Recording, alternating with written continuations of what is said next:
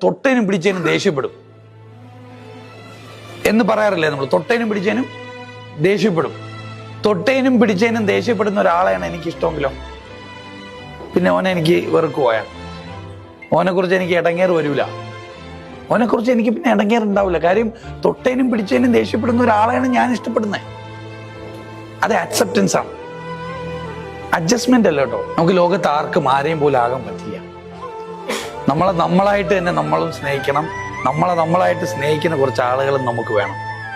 അതും എക്സ്പെക്ട് ചെയ്യരുത് കേട്ടോ. The best way of loving someone is to love in their terms. എങ്ങനെയാണോ അങ്ങനെ സ്നേഹിക്കണം. ചിലരുണ്ടല്ലോ, ഓ ഭയങ്കര വാശിക്കാരനാണ്. അവന്റെ വാശിയാണ് ഞാൻ സ്നേഹിക്കുന്നത്.